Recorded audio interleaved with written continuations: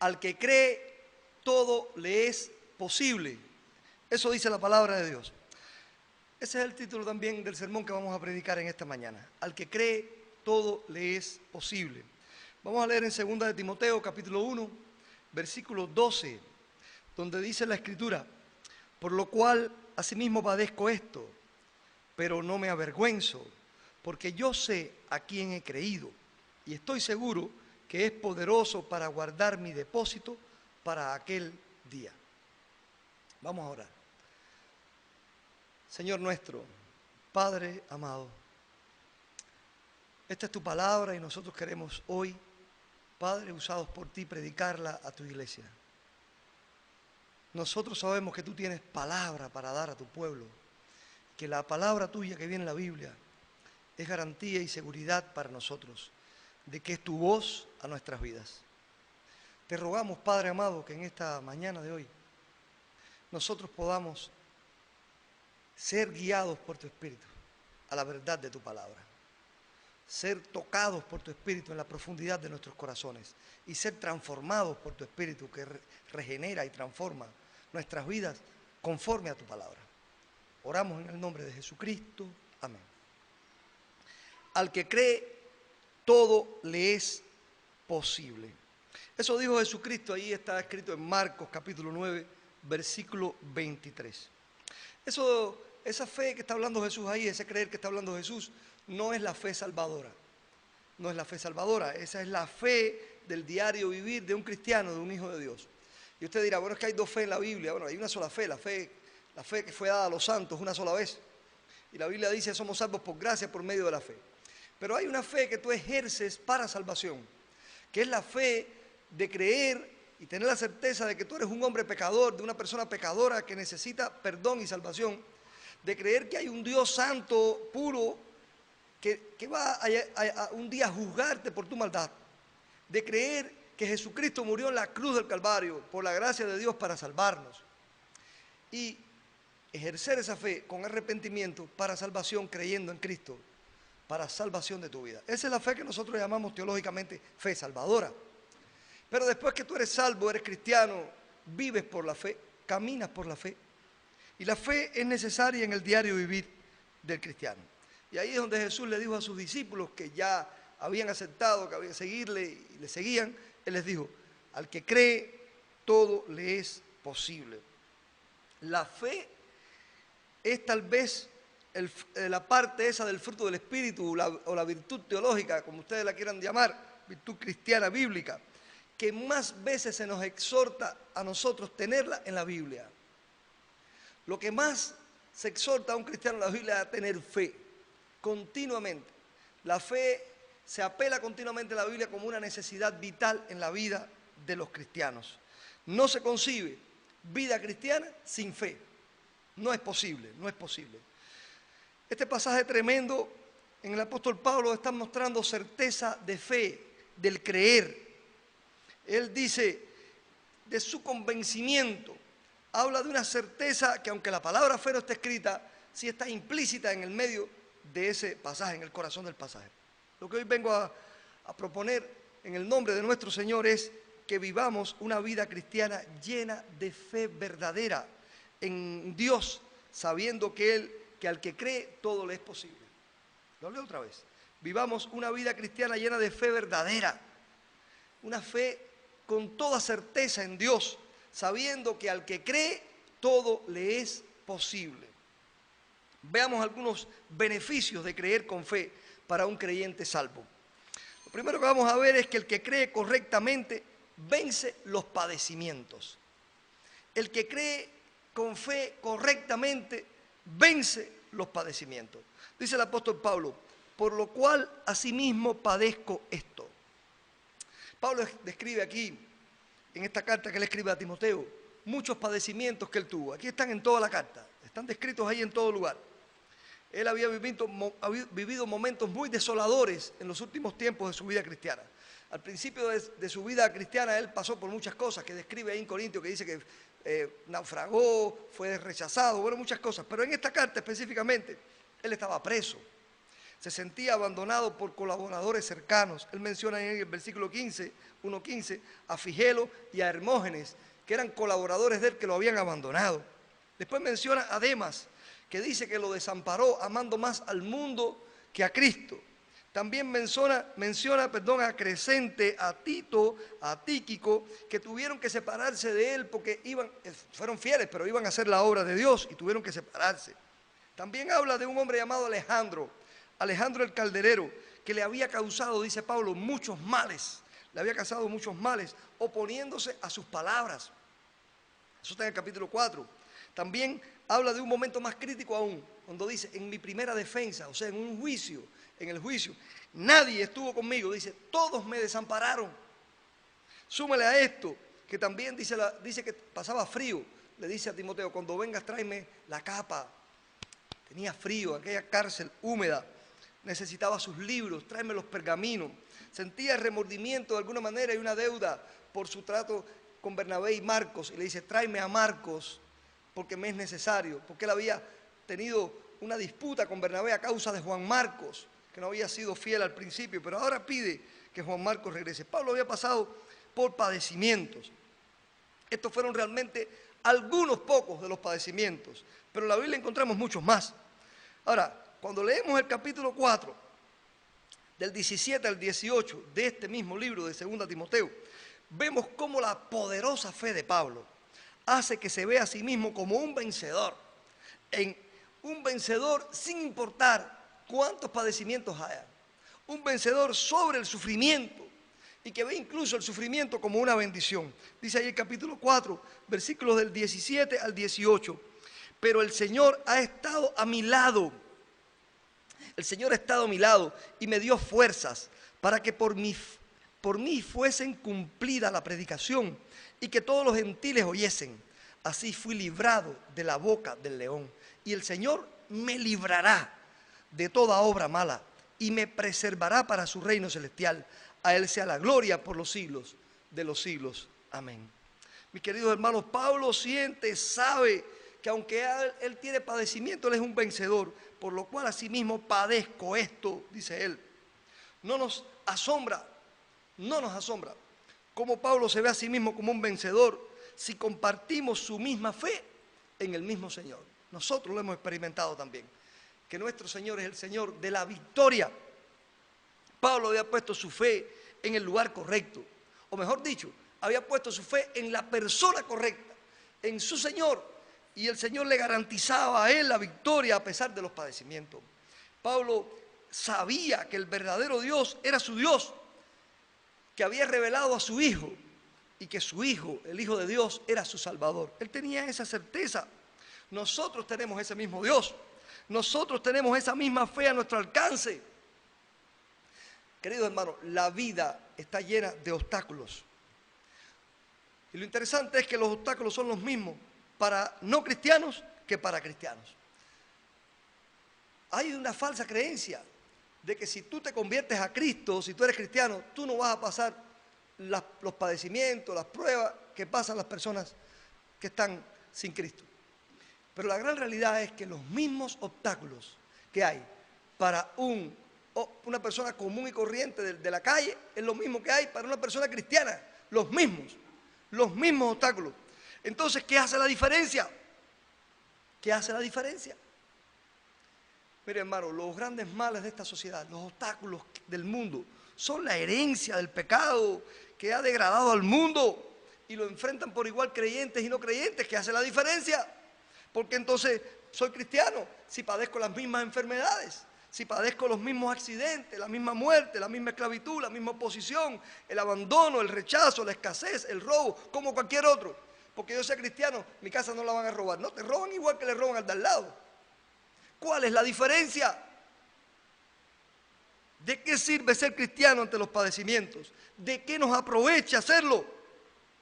Y yo le voy a decir que en el mundo se anda en tinieblas, pero el cristiano tiene la luz de Cristo. Esa es la gran diferencia. Además de que, claro está, podemos hablar también de la protección de Dios y demás. los propósitos de Dios, unirte a los propósitos de Dios, entrar en el camino de Dios, en los muros, en la protección, en el acercado que Dios hace sobre nosotros. Pero hay una diferencia inmensa en la cuestión obstáculos y pruebas. Y se llama andar en la luz o andar en tinieblas. Este lugar aquí adentro está lleno de muebles que en algún momento son bendición, pero en algún momento pueden ser obstáculos. Si usted de pronto está aquí adentro, o dentro de su casa incluso, y todas las luces están apagadas, usted no sabe dónde están los obstáculos. Y lo más probable es que va a tropezar con ellos. Si la luz está encendida, usted no va a tropezar con esos obstáculos, porque usted los va a ver. Y esa es la gran diferencia. Los mismos obstáculos, diferentes personas. Los que no tienen la luz de Cristo andan tropezando continuamente y tropiezan incluso con los mismos obstáculos que tropezaron sus padres, con los mismos obstáculos que ellos mismos tropezaron una vez. Repiten los mismos errores, los mismos pecados. Vuelven a caer en las mismas trampas. Increíble. En las mismas trampas. Los que tienen a Cristo tienen la luz de Cristo. Y como tienen la luz de Cristo, andamos en la luz y los obstáculos se convierten en bendición al encontrarles propósitos. Pues decimos, ese banco es un obstáculo para el que anda en tinieblas, pero para el que anda en la luz es una bendición para poder sentarse y descansar. Lo que es un obstáculo para otros, para los cristianos a veces son pruebas de bendición, en las cuales se edifica y en las cuales construye la vida. Porque mientras para algunos un peso sobre ellos es una maldición, para otros es un ejercicio para ponerse fuertes. El que cree correctamente en el Dios verdadero, en su Hijo como Señor y Salvador, vence los padecimientos.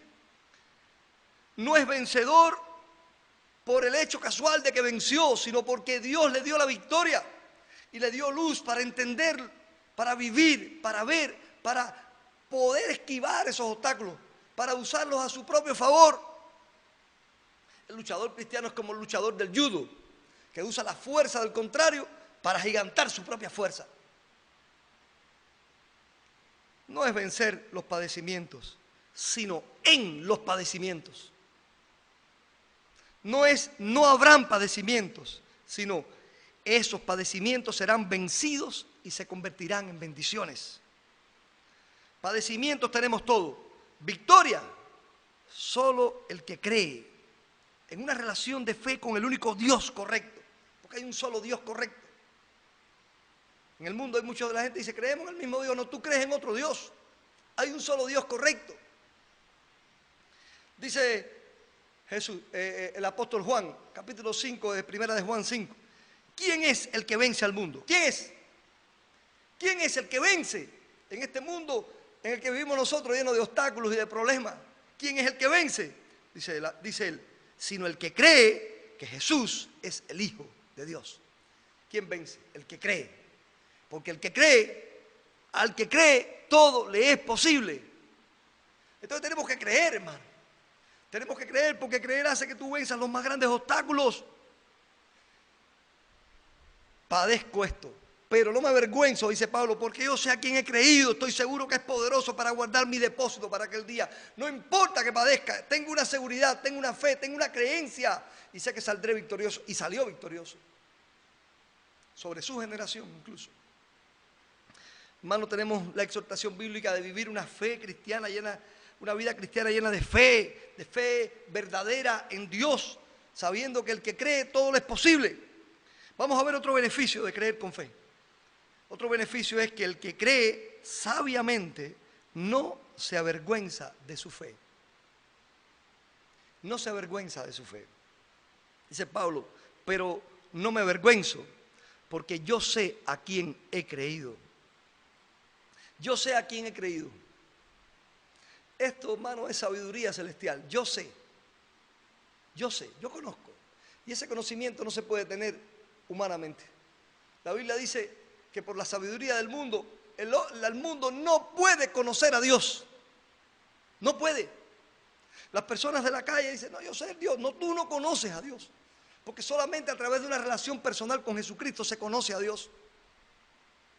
El conocer verdadero, que no es saber que existe, sino saber qué piensa, saber qué espera de ti, saber cómo se proyecta, saber cómo obra en tu vida, saber cómo puedes esperar en Él, saber a Dios, conocer verdaderamente a Dios. Las personas hablan muy a la ligera acerca del conocimiento. No, yo conozco, no, tú sabes que existe, pero no lo conoces. No conoces sus interioridades, sus pensamientos, no conoces sus proyecciones, sus aspiraciones. Conocer a Dios solamente es a través del Espíritu Santo.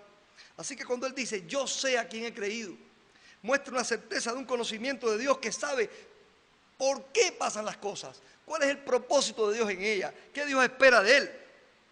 Un conocimiento claro de quién es Dios, de cómo se relaciona conmigo, de cómo obra en este mundo, de quién soy yo dentro de su plan, dentro de su obra y qué futuro me espera a su lado.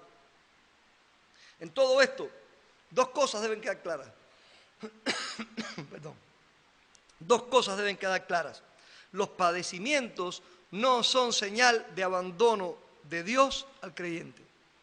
Los padecimientos no son señal de que Dios te abandonó. Así que si eres creyente y padeces algo, y incluso eres una persona de mucha fe y de obediencia, no pienses, oh, esto es que Dios me abandonó. Eso nunca ocurrirá, porque Él prometió, no te dejaré ni te desampararé. Pablo dice, yo padezco esto, pero sé en quién he creído y que me guarda. Él lo sabe, pero sin embargo padece. Y otra cosa debe quedar clara, la fe que cree no se avergüenza. No se avergüenza. Es señal de la presencia de Dios en el creyente. La fe que cree y no se avergüenza es señal de la presencia de Dios en el creyente. O sea, veo a un creyente cuando a pesar de padecer no se avergüenza de su fe. No se avergüenza de decir, soy cristiano, está en un hospital, está ahí, toma bullado, enfermo de muerte y dice, yo creo en Dios. No se avergüenza de decirlo. No dice, no lo voy a decir porque la gente va a decir, bueno, entonces, si el Dios que tú crees que ha hecho. No, al contrario, padezco hambre, necesidad, pero creo en Dios. Oye, chico, pero ¿cómo tú vas a creer en Dios padeciendo esas cosas? No me avergüenzo de decir que creo en Dios a pesar de mis padecimientos. Por encima de mis padecimientos, de las cosas que sufro en la vida, creo en Dios. Creo, sí, creo. No me avergüenzo de que siendo creyente atraviese por padecimiento. Y eso es producto de mi fe conforme a la sabiduría de Dios y no conforme al mundo. Pablo también dijo, porque no me avergüenzo del Evangelio, porque es poder de Dios para salvación a todo aquel que cree. Romanos 1:16. No me avergüenzo del Evangelio, si por el Evangelio obtengo salvación. ¿Qué padecimiento en el vivir de una persona salva me puede avergonzar de mi fe en que Dios sigue ahí y que tiene un propósito del que yo soy también partícipe con mi sufrimiento de ese propósito? Dejemos bien claro que jamás será un sufrimiento como el que Cristo y el Padre atravesaron para garantizar ese Evangelio. Sí, porque el sufrimiento de Cristo en la cruz jamás será como el nuestro. Jamás podemos nosotros tener un sufrimiento como aquel. Y el de Dios, porque Dios también sufrió ver a su Hijo morir en la cruz. Yo quiero enfatizar eso, porque a veces no nos damos cuenta que el Padre también sufrió la muerte de su Hijo amado en la cruz del Gólgota, hermano. Cuando Jesús murió en la cruz, dice la Biblia que Él cargó con nuestros pecados. Hay un himno de Steve Green que a mí me encanta, muchos de ustedes también, sobre la cruz. Y él le dice al Señor, la vergüenza y el mal que tú por mí cargaste. Para yo enfrentar, dame fuerza, Señor, para yo enfrentar la vergüenza y el mal. Cargar la vergüenza. ¿Saben que Cristo cargó con nuestra vergüenza en el Edén, en la cruz? Miren, desde el Edén, hay una cosa que es la mayor vergüenza de un ser humano. La desnudez. La desnudez. Cuando Adán y Eva pecaron, lo primero que se dieron cuenta es que estaban desnudos y se avergonzaron, dice la Biblia. Y se taparon ahí con hojas de unas matas, ahí se pusieron rápidamente, porque se avergonzaron. Hoy todavía, para una persona moral, lo más avergonzante que hay es ser desnudado públicamente. Aunque ustedes saben que ahora estos movimientos que hay, especialmente movimientos feministas y demás, las mujeres andan desnudas por la calle. Porque como decía mi abuela, la vergüenza era verde y se la comió la chiva. Y eso es lo que están defendiendo aquí. Parece que ahorita quieren que nosotros sacamos todos desnudos para la calle también, porque parece que eso no está mal. Ahí se desnudaron ahí en el busto de José Martí, ahí en México, y lo pintorretearon y qué sé yo. Nadie dijo nada aquí, nadie se quejó, nadie protestó. Pero para una persona decente y moral, la desnudez es tremenda. Ahora, ¿sabía usted que el Señor Jesucristo fue crucificado desnudo? Aunque en todas las pinturas y en todas las películas, por una cuestión de la cultura actual y de la decencia, se pone siempre a Jesús con una tela, con un trapo puesto en sus partes íntimas. La gran realidad es que los romanos crucificaban a las personas desnudos para avergonzarlos. ¡Qué vergüenza, hermano! El Hijo de Dios, santo y puro, llevó nuestra vergüenza. Nuestra vergüenza.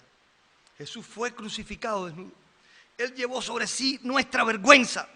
Su desnudez es símbolo de nuestra desnudez espiritual, de nuestra desnudez moral, de nuestra desnudez final en la presencia de Cristo. Si Dios no ora antes en tu vida, final, porque al final de la historia, cuando todas las vidas sean descubiertas delante de Dios, la Biblia dice que algunos vestiremos vestiduras blancas. Esas vestiduras están sobre nosotros el día del juicio, el día del bema, del tribunal de Cristo. Pero otros, dice la Biblia, estarán desnudos delante de Dios. Sus vidas estarán desnudas. Dios conocerá todo. ¿Qué podrás ocultar? Los libros serán abiertos. Y toda palabra ociosa que salió de tu boca será llevada a juicio. Y toda actitud que hayas tomado será llevada al juicio de Dios. Por eso Apocalipsis 16:15 dice: bienaventurado el que vela y guarda sus ropas, para que no ande desnudo y vean su vergüenza. Tremendo, hermano. La vergüenza de la desnudez. También Apocalipsis 3:18 dice: de mí compres vestiduras blancas para vestirte y no se descubra la vergüenza de tu desnudez. Necesitas apropiarte por la fe de esas vestiduras si no eres creyente. Y si has creído y las tienes, entonces debes saber esto: que Cristo ya cargó la vergüenza y el mal, y que esa vestidura blanca es la vestidura de Cristo en ti. Él te ha vestido. Así que entonces, si Él cubrió mi desnudez y mi vergüenza, ¿me voy a avergonzar de Él? ¿Me voy a avergonzar de mi fe? No, hermano, no me avergüenzo del Evangelio. No me avergüenzo, Pablo dice, y no me avergüenzo de que siendo creyente pase por padecimientos, porque gracias a los padecimientos y a la vergüenza de Cristo, hoy yo tengo vestido sobre mí desnudez. Mi desnudez física, mi desnudez espiritual, mi desnudez moral fue cubierta para ser un ser moral. Y digan lo que digan hoy, las personas siempre amarán y respetarán a las personas morales. Y el que quiera decir que la inmoralidad tiene que convertirse en un derecho para que nosotros lo veamos como igual, mire, hermano, eso no va a ocurrir nunca, porque todo ser humano en su corazón tiene sembrada la ley de Dios y siempre verá inmoral esas actitudes. Y siempre la verdad las va a ver reprochables, y siempre dentro del corazón, por mucho que diga afuera, somos iguales, va a ver que algo está mal. Cuando hablamos de igualdad de raza, sabemos que el color de la piel no determina si una persona es buena o es mala. Lo que lo determina son sus sentimientos, sus valores, su moral, sus principios, su ética.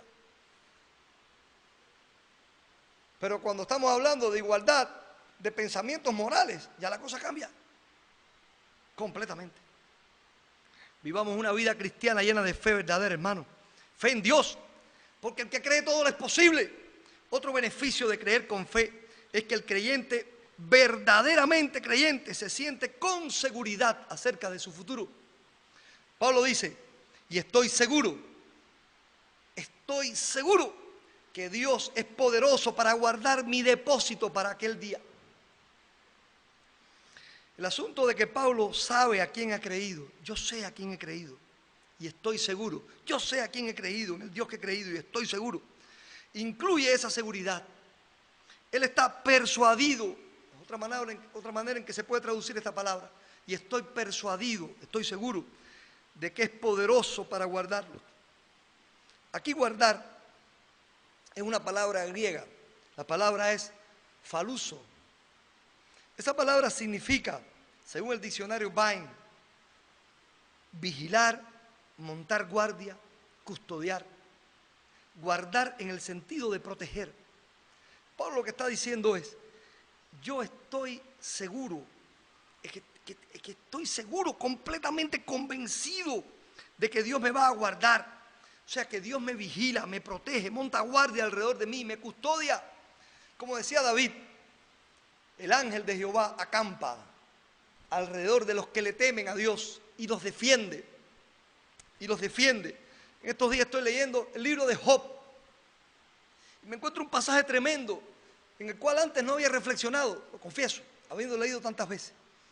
En el primer capítulo de Job, cuando Satanás le dice a Dios que Job es fiel porque él lo cuida. Las palabras que Satanás usa son estas. Claro que es fiel. Si tú has puesto una cerca alrededor de él y le has bendecido.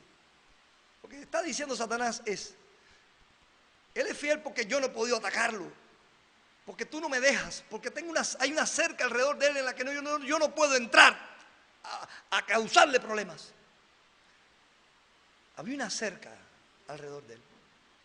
Sin embargo, Dios le dijo a Satanás, ok, te voy a permitir pasar la cerca. No lo toques a él, pero todo lo que él tiene, puedes dañarlo. Y ahí fue cuando Satanás entonces levantó un ejército que vino y tomó y le robó todas las cosas, un viento en el desierto que tumbó la casa y mató a los hijos. Bueno, usted sabe todas las cosas que causó. Y después también le causó una enfermedad. Y entonces en el capítulo 3, Job, después de 7 días de estar en silencio, de 7 días amargos en no decir una palabra delante de sus 3 amigos, en los que tuvo tiempo para poder pensar y cuestionarse acerca de la vida y de Dios, él de pronto tiene un grito de maldición sobre el día en que nació. Y entre las cosas que Job dice acerca de Dios, porque él me ha encerrado en una prisión. ¡Wow, hermano! Qué equivocado estaba Job. Por eso es que al final Dios le dice, tú hablas de lo que no sabes y de lo que no entiendes. Y Job después reflexiona allá en el capítulo 42, yo hablaba lo que no entendía. Lo que no entendía. Porque mientras Satanás sabía y Dios sabía que lo que Dios había hecho era cercar a Job con protección, lo que entendió Job es que Dios lo había metido en una prisión. Ustedes saben que hay gente en la calle que cree que los cristianos estamos presos, que somos presos de nuestras creencias y lo que somos es libres, porque tenemos una cerca que nos protege. Dios protegía a Job con una cerca. El día que Dios levantó la cerca, ocurrieron cosas a Job que a lo mejor hubieran podido ocurrir antes. Vinieron ejércitos y invadieron y le robaron sus propiedades. Vino un viento y le tumbó la casa y mató a sus hijos. Le vino una enfermedad causada por Satanás. Pero Job pensaba que lo que él tenía era una prisión. Hay cristianos así que dicen, Dios me tiene ahogado, me tiene prisionado. No, Dios te tiene protegido, hermano. El mundo salvaje está más allá de esas cercas. Más allá de esa cerca. Con respecto a la palabra depósito, también hay algo interesante en esto. Pablo dice, y estoy seguro que es poderoso para guardar mi depósito. ¿A qué se refiere? Voy a leer textualmente un comentario de William Barclay. En su comentario del Nuevo Testamento, él dice sobre este pasaje. Este pasaje usa una palabra griega muy gráfica, de una manera doblemente sugestiva. Pablo habla de aquello que él le ha confiado a Dios y exhorta a Timoteo a salvaguardar el depósito que Dios le ha confiado. En ambos casos la palabra original es parateké, que quiere decir un depósito encomendado a la guarda de alguien. Uno podía depositar algo confiándoselo a un amigo para que se lo guardara para sus hijos o seres amados. Podía depositar sus objetos de valor en un templo para que se los guardaran a salvo, porque los templos eran los bancos del mundo antiguo. No existían los bancos. Cuando tenías algo, tú lo depositabas en un lugar, en un amigo o tal vez en un templo. En cada caso, la cosa depositada era un paratequé. En el mundo antiguo no había un deber más sagrado que el de salvaguardar tal depósito y devolverlo a su debido tiempo cuando se reclamara. Para los griegos, el paratequeté era absolutamente sagrado. Pablo dice que él le había confiado un depósito a Dios. Quiere decir que le había confiado tanto su trabajo como su vida a Dios y se sentía asegurado de que eso no se iba a perder. Pablo dice, tengo la seguridad de que sé que Dios es poderoso para guardar mi depósito para aquel día. Pablo dice que su depósito es guardado para aquel día. ¿Cuál día? El día de Cristo. Cuando los creyentes estén en el tribunal de Cristo, en el Bema, donde vamos a recibir recompensa, porque hay dos tribunales, ténganlo claro. El tribunal del trono blanco, donde van a ir los que no creyeron en Cristo para ser juzgados y echados en el lago de azufre y fuego. Y el tribunal de Cristo, donde recibiremos premios. El Bema, que era el tribunal allí de los Juegos Olímpicos romanos, griegos. Pablo se siente seguro acerca de su futuro totalmente. En una frase sencilla, en pocas pero profundas palabras, Pablo nos dice sobre la seguridad que siente en Dios acerca de su futuro. Él ha puesto su vida, todo lo que es, su trabajo, lo ha depositado en Dios con total confianza. Y estará bien guardado, bien vigilado, bien protegido, porque Dios tiene poder para hacerlo. Cuando los cristianos persuadimos a otros de su maldad, cuando los cristianos le predicamos a otras personas acerca de que deben cambiar, no lo hacemos para decirles son malos y nosotros somos buenos, sino para decirles tu vida está perdida, no está guardada en Dios. ¿Dónde estás poniendo tu vida? No has asegurado tu futuro. Necesitas poner tu vida en Dios para que Él la guarde para el triunfo final. Ahora mismo en Cuba, nosotros estamos a las puertas de una institucionalización de lo que llaman la ideología de género. ¿Qué cosa es eso? Eso es un código de familia que se han inventado unos pocos con más fines políticos que de derechos para educar a los muchísimos, como nosotros, retrógrados, homofóbicos, machistas, misóginos que existen en la sociedad cubana y que saben que abundan tanto porque la mayoría de la sociedad cubana piensa como nosotros. Y claro, se toman el derecho con esta ideología de género y este código de familia de educar a nuestros niños para que no piensen como sus padres, retrógrados, atrasados, patriarcales, misóginos, machistas y homofóbicos. Ante esto los cristianos tienen su lucha. ¿Por qué? ¿Por qué los cristianos estamos luchando para que este código no se apruebe? ¿Por qué? ¿Tenemos miedo al futuro? ¿Tenemos miedo que nuestros hijos aprendan a ser homosexuales en las escuelas y se metan a homosexuales? ¿A qué le tienen miedo los cristianos? ¿Tienen miedo? No. Sépanlo, no tenemos miedo. No tenemos miedo al futuro. Nuestra lucha no es para salvar a nuestra familia. Nuestra lucha es para salvar a Cuba, hermano. A las familias cubanas. Por la fe estamos seguros de que Dios nos guarda y que guardará a nuestros hijos. Eso no es solo fe, eso tiene suficientes pruebas históricas de 2000 años, hermano. 2000 años de cristianismo perseguido. Tiene pruebas. Nuestros niños son cuidados por Dios y son hijos de padres presentes físicamente, pero emocionalmente también, educativamente también. Y nuestros hijos serán librados. Nuestros hijos, algunos cristianos están diciendo, si se aprueba eso en las escuelas, mis hijos no van a ir más a la escuela. Pudiera ser que tomemos esa decisión. Pero si tienen que ir, irán. Y si nosotros verdaderamente creemos con fe y somos padres presentes para educar a nuestros hijos, la educación cristiana que ellos recibirán en nuestros hogares va a triunfar sobre la malsana educación que recibirán o mala educación en las escuelas. Y si no, que nos pregunten a los cristianos cubanos que llevamos 60 años lidiando con otra ideología en las escuelas. Y no solamente en las escuelas, sino también dentro de los trabajos, en el deporte, en la vida social, en todas las áreas del... Vas por la carretera y carteles, ideología continua. 60 años llevamos lidiando con eso, 3 generaciones de cubanos cristianos.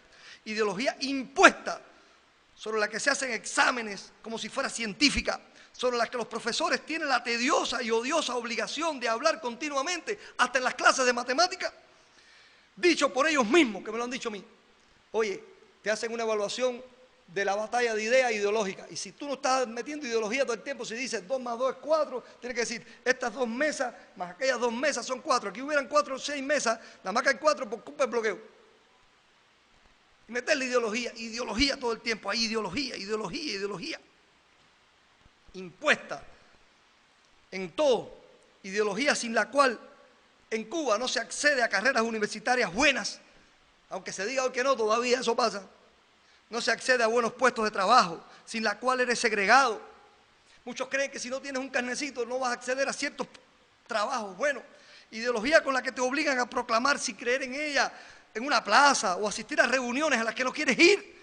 Pero todos tienen que ir porque tienen miedo a perder el trabajo o a que le pase algo, o si son trabajadores particulares a que se pongan para ellos, o a que los niños tengan problemas en la escuela o a ser marcados. Hemos vivido 60 años, hermano, con esa ideología.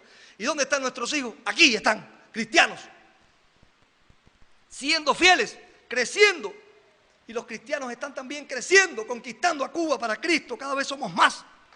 Yo he vivido, hermano. Yo lo he vivido cuando no trabajé como pastor, cuando trabajé en un centro de trabajo normal en Cuba. Yo he vivido la admiración, el respeto de tus compañeros de trabajo cuando me negué por mi fe a ser parte de cualquiera de esas hipocresías. Yo lo viví, la admiración y el respeto que sentían mis compañeros de trabajo por mí, porque yo dije, no participo.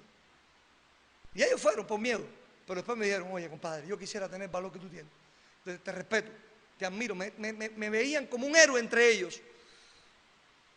Tengo muchas historias que contar sobre esto, y seguramente ustedes también. Nosotros hemos sido estigmatizados con las marcas de Cristo, y Él nos ha dado la victoria. Y podemos decir como Pablo, yo llevo en mi cuerpo las marcas del Señor Jesús, con orgullo, con orgullo. Nuestra preocupación no es por nuestras familias o por nuestros hijos, nuestra preocupación es por Cuba, es otra. Sepan que por amor a Cuba y sus ciudadanos, a quienes queremos salvar de la ira de Dios, nosotros sabemos, hermano, que Dios nos guarda de la destrucción que acarrea la maldad, como guardó a Noé en los tiempos de una maldad enorme en la historia, como guardó a Lot en la Sodoma corrupta de aquellos tiempos, como guardó a tantos y a sus familias. Y ejemplo tenemos en Cuba, pero hay un pasaje de la Biblia que me da terror con respecto a este país. Romanos 1:18 dice, porque la ira de Dios se revela desde el cielo contra toda impiedad e injusticia de los hombres que detienen con injusticia la verdad. Como en los tiempos de Noé y de Lot, la maldad se ha multiplicado, sin importar cuánto haya visto. Algunos en su arrogancia se creen más poderosos que Dios. En cuanto a nosotros, Cristo es Jehová, justicia nuestra. Garantía para justicia a todo aquel que cree, dice Romanos 10:4. Cristo es para nosotros una garantía de justicia a todo aquel que cree. Así que cree. No solamente nos guarda del mal, también es poderoso para guardarnos sin caída y presentarnos sin mancha delante de su gloria con gran alegría. Él nos va a guardar para que no caigamos. Así que Dios nos guarda, hermano. Voy a concluir este sermón. Quiero hablar de lo que hemos hablado. Hemos estado hablando de vivir una vida cristiana llena de fe verdadera en Dios, sabiendo que al que cree todo le es posible. ¿Cuáles son los beneficios de esta fe, de este creer? ¿Cuáles son? El que cree correctamente vence los padecimientos. El que cree sabiamente no se avergüenza de su fe a pesar de los padecimientos. El que cree verdaderamente se siente con seguridad acerca de su futuro, sin importar todo lo que aprueben, todo lo que hagan, todo lo que amenacen, todo lo que estés expuesto. Tú tienes seguridad. Pablo dice así mismo, estoy seguro que Dios es poderoso para guardarme. El mundo de los cristianos, hermanos, es el mundo de la fe correcta, de la fe sabia, de la fe verdadera. Eso no es arrogancia, es estupidez negarlo, hermano. Es insensatez negar esa realidad. Vivimos en un mundo de fe verdadera a los cristianos, la fe correcta, sabia y verdadera. Es el mundo de la victoria, es el mundo de la dignidad, del decoro y de la seguridad. Isaías profetizó sobre la venida del Espíritu Santo a los creyentes en el tiempo de Cristo y dijo: hasta que sobre nosotros sea derramado el Espíritu de lo alto, como pasó en Pentecostés. Y dice después: y el desierto se convierte en campo fértil, y el campo fértil sea estimado en bosque. Habla de las vidas nuestras. Nosotros, yo era un desierto que fue convertido en campo fértil, y el campo fértil en bosque, y habitará el juicio en el desierto, y en el campo fértil morará la justicia, y el efecto de la justicia será paz. Y la labor de la justicia, reposo y seguridad para siempre. Y mi pueblo, dice Dios, habitará en morada de paz, en habitaciones seguras y en recreos de reposo. Cree, cree, cree, hijo de Dios. Cree, ten fe, cree. La fe que mantuvo fieles a los creyentes en el pasado es la que te puede sostener hoy. La fe de los que experimentaron vituperios, azotes, cárceles, fueron apedreados, puestos a prueba, muertos a filo de espadas, pobres, angustiados y maltratados, que describe la Biblia en Hebreo 11. Esa fe que mantuvo a esa gente firme en pruebas tan duras. Pero también la fe de los que en ese mismo pasaje dice la Biblia que alcanzaron buen testimonio mediante la fe. La fe que nosotros necesitamos, esa fe. Entonces Dios te exhorta a tenerla, hermano, esa fe. La fe que hizo que Abel diera todo lo que tenía a Dios y fuera aceptado, a pesar de que fue asesinado por eso. La fe que hizo a Noé heredero de justicia. La fe que llevó a Abraham a caminar a lo desconocido. La fe por la que los antiguos conquistaron reinos, hicieron justicia, alcanzaron promesas, taparon la boca de los leones, apagaron fuegos impetuosos, evitaron filo de espadas, sacaron fuerzas de la debilidad, se hicieron fuertes en la batalla, pusieron en fuga a ejércitos extranjeros. La fe que dio la victoria a ellos es la fe que tú puedes apropiarte, hermano. La fe por la que Moisés, y lo dejé para el final a propósito, la fe por la que Moisés rehusó llamarse hijo de la hija de Faraón, escogiendo antes ser maltratado con el pueblo de Dios que gozar de los deleites temporales del pecado. La fe que te puede llevar ahora a preferir llamarte hijo de Dios y no hijo de Cuba, aunque tengas que ser maltratado junto al pueblo de Dios, aunque tengas que ser maltratado y no gozar los deleites temporales del pecado, porque son deleites temporales del pecado. Entonces, si sabes en quién has creído, si sabes que al que cree todo le es posible, si sabes que Dios te da seguridad, entonces vive una vida cristiana llena de fe verdadera en el Dios tuyo. Y recuerda, y no se te olvide nunca, que al que cree todo le es posible, porque nada hay imposible para Dios. La palabra de Dios ha sido predicada y por nosotros escuchadas. Hermano, obedezcamos y creamos en Dios. Cree, cree, cree, para su gloria y para tu bendición. Señor nuestro,